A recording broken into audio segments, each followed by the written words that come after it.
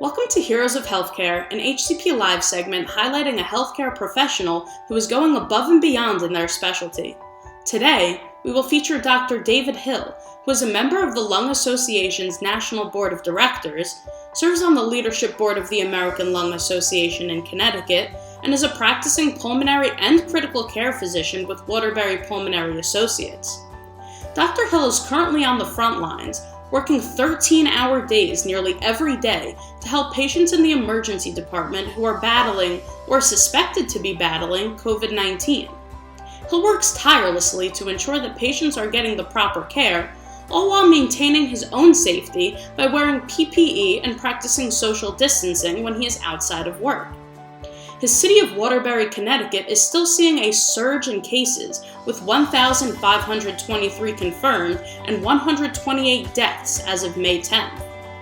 When he isn't at work, he lives with his daughters, one who would be at high risk if she was exposed, and a wife who is a nurse. During the pandemic, Hill endured a self-quarantine in his own home due to a possible exposure. The quarantine forced Hill to stay separated from his loved ones. During that time and beyond, he has taken to social media to educate his followers and debunk misinformation that's circulating during a time of mass panic. I had the opportunity to speak with Dr. Hill, along with 3 of his colleagues, to learn more about him and how the pandemic is affecting him, who he is outside of work, and why hundreds have rallied around his social media posts. Take us through a day in the life of you, from you waking up in the morning in a different, maybe room than you're used to being in. Just take us through what it's like for you right now as you go through your day. Sure. So I'll talk about a typical day when I'm going to the hospital. I do probably what all of us do. I wake up and take a moment or two to realize that this is reality, and we're living in the COVID era, and none of this is some kind of weird dream. Um, I will get up, have my cup of coffee, quickly go online, try to update me on what has happened over the past, few hours, because probably like a lot of people out there, I'm not sleeping as much as I should. It's all COVID all the time, and it's hard to escape from it. Grab my coffee, I get into scrubs. So typically for the 25 years of my professional career, I've dressed in a shirt and a tie when I go to work because at least once upon a time I looked younger than I was. But for the last month, I've been wearing scrubs because it's easier to get in and out of them and easier to keep them clean. At the door, they check our temperature, they ask us if we're feeling well, and I'm given a regular surgical mask before I even get through the door of the hospital. And then we have a check-in station where I am given an N95 mask, a face shield if I need it, some bouffant caps to prevent my ever-growing hair from being contaminated, and I head in to do my work. So in the ICU, we're dealing with critically ill patients. Under normal circumstances, we would have one intensivist rounding with a team in the ICU, typically taking care of about 15 patients on a daily basis, of which maybe half of them would be requiring ventilators. At the moment, we have 2 of us in there. So he and I were both in there over 12 hours a day, every day. So it's usually a 1-person job, and clearly it's now a 2-person job. And even at that, you're still there long hours. It's pretty busy.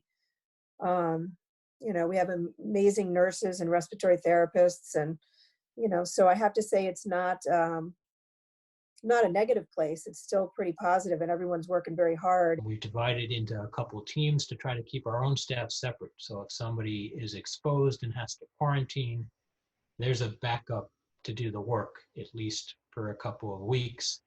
And as long as the volume stays reasonable, we can do that.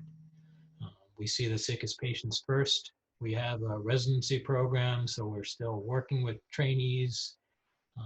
We round for a few hours. Our rounds consist of discussing all of the patients. The nursing staff, which is critically care trained, rounds with us. Our respiratory therapists are there to talk about ventilator management, and our ICU pharmacist is there to talk about the medications we use on these critically ill patients. Sometimes it's about, running different patients by each other. I've got this patient, this is what's going on. What do you think? What else would you do? Back and forth like that. Sometimes just getting ideas from each other, different ways to approach it. Or sometimes it's just confirmation that, yeah, there isn't anything else to do and you're doing what I would do. Once we finish rounding, I individually don and doff and see all the patients, give my own input, discuss them with the nurses and the respiratory therapists and the team, and we try to make progress for getting them better.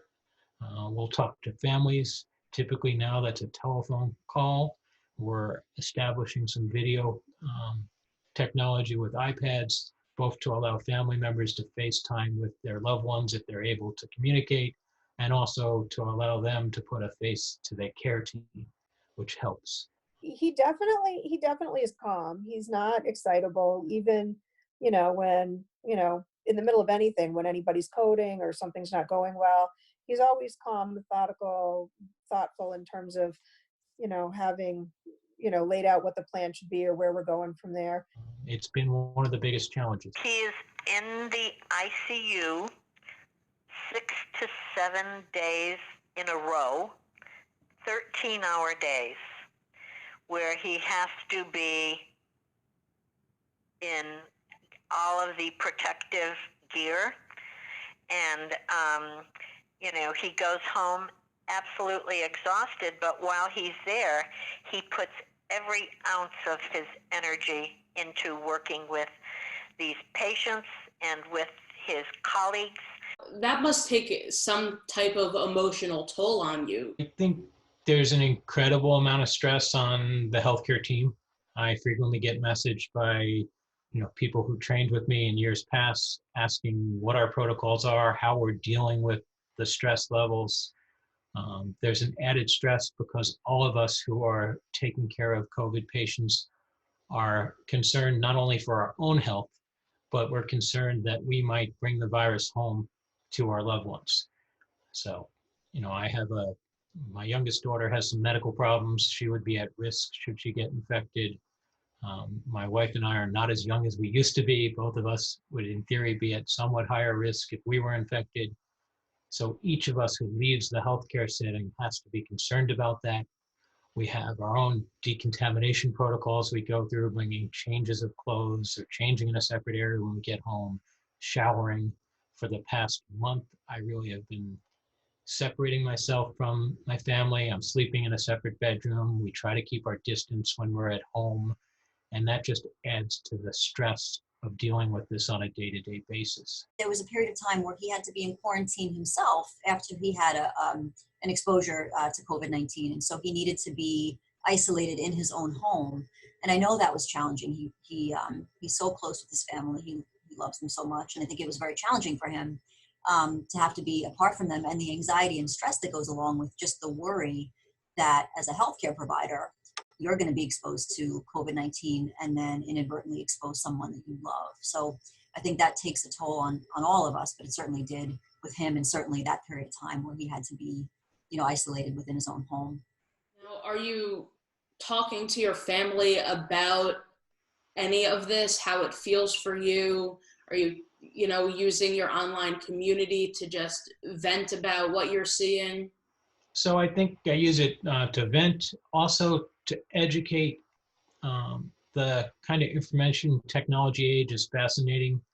I trained when the HIV epidemic was occurring. I was an ICU attending during the H1N1 epidemic, which really wasn't that long ago, but social media didn't exist.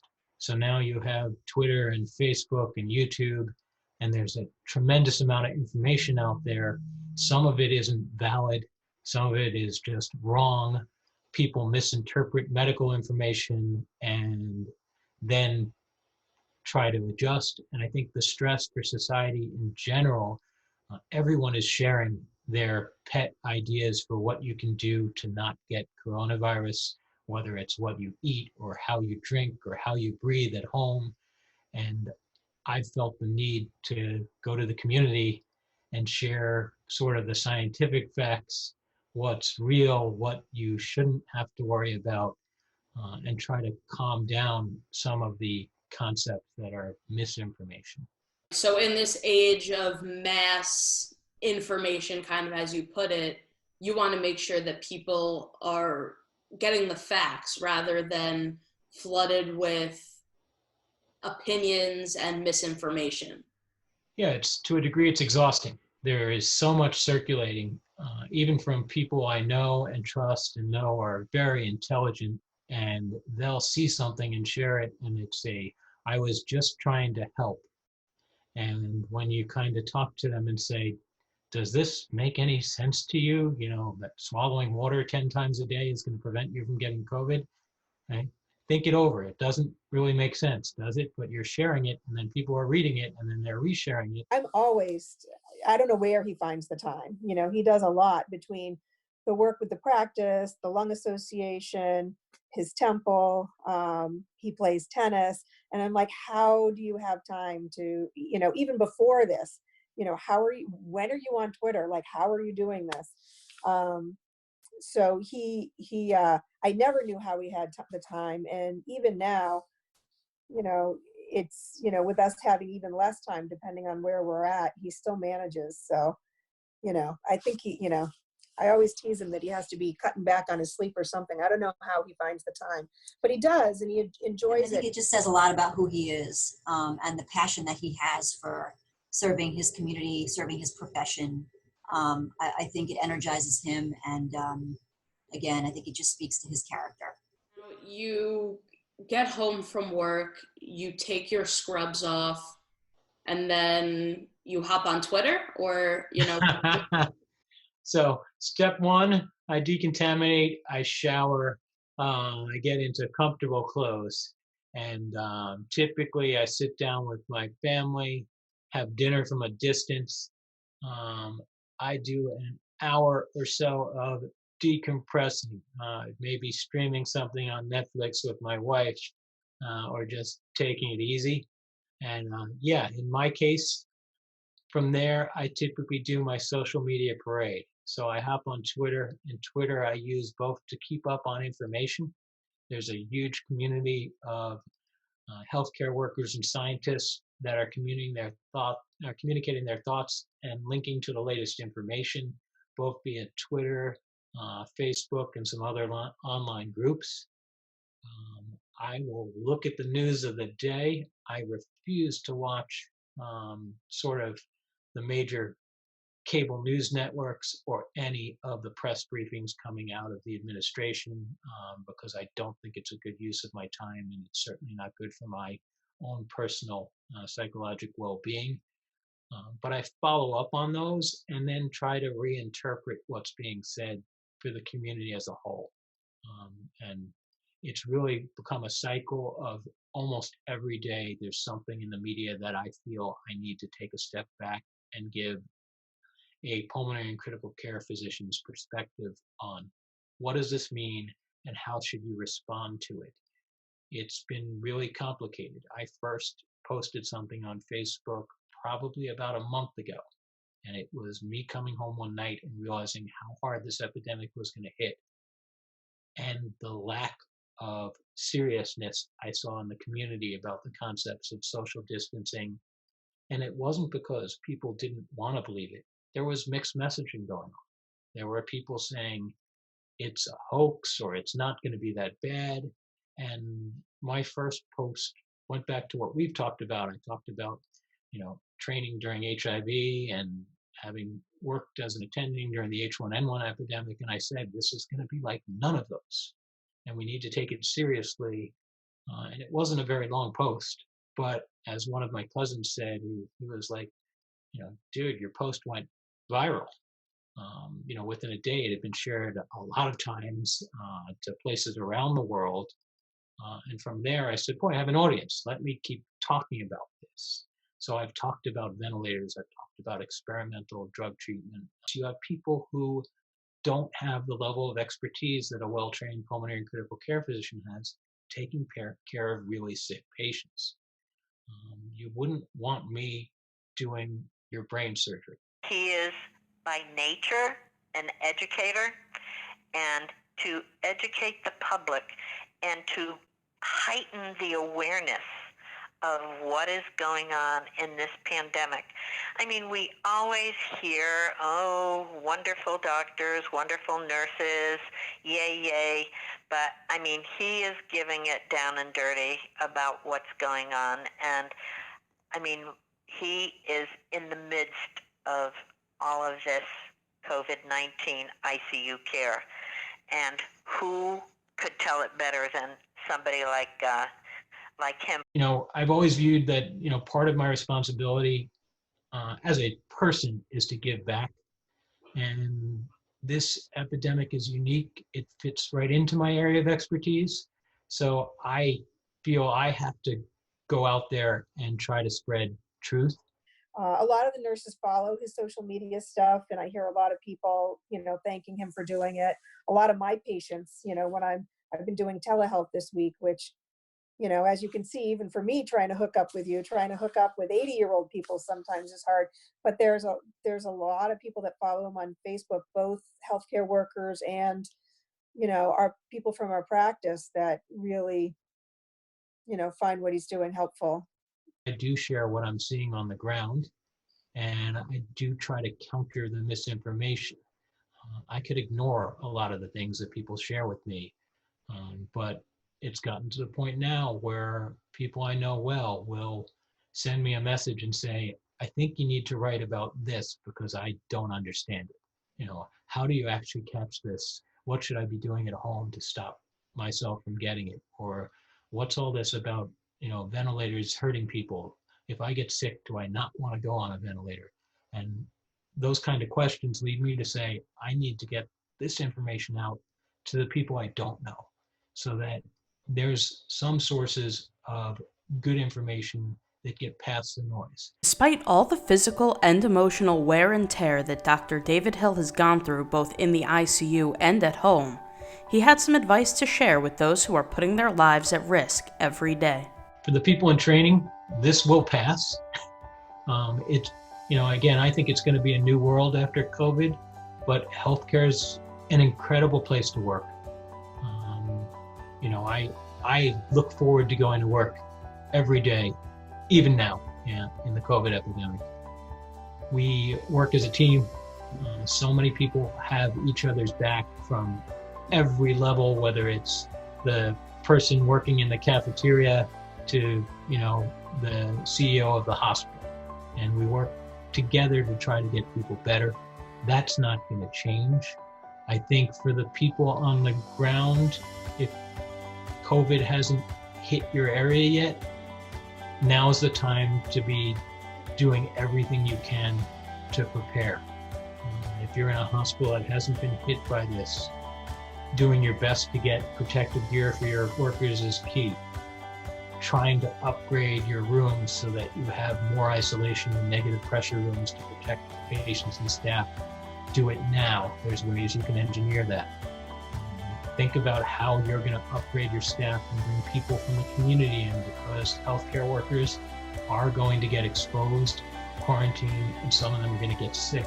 And you're going to need to replace them with people who are able to do the job. How does it feel knowing that you get to call someone like Dr. David Hill a friend and a colleague? I'm honored. And that's a funny word, because if he heard me say that, he would probably burst out laughing. But he is just an amazing human being, and I am honored to be a friend to David.